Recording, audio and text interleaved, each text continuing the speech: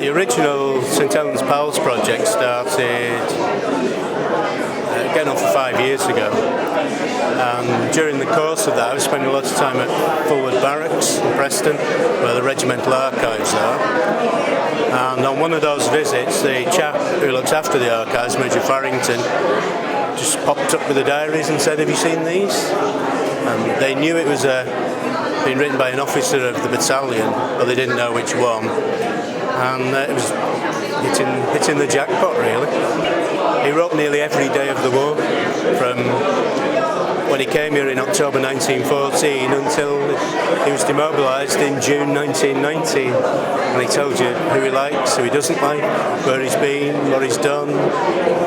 My role started about 5 years ago, when as treasurer of the Family History Society, I was approached by David, Risley and Richard to find some money for them to write a book about the St Helens Pals, about which I know absolutely nothing. And they pointed out that no book had ever been written about the St Helens Pals. It was one of the few regiments that nobody had ever heard of, and that it was a worthwhile project. We totted up what they were asking on the back of an envelope, and it was nearly £1,000.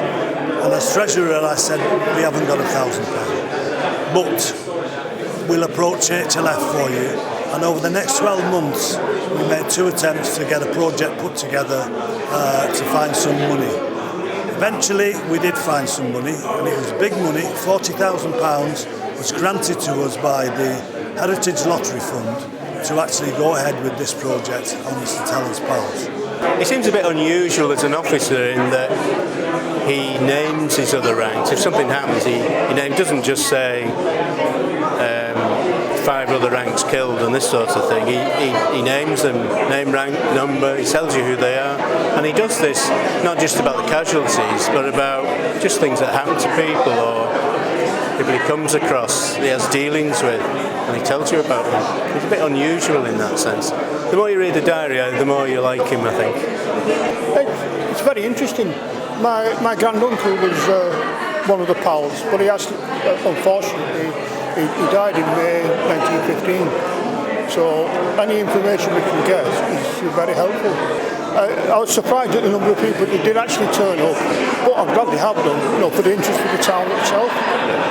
I would say we've been able to find information on the computer, but to actually see the information that they've got and all the photos that they've got, puts everything into context and brings it all to life.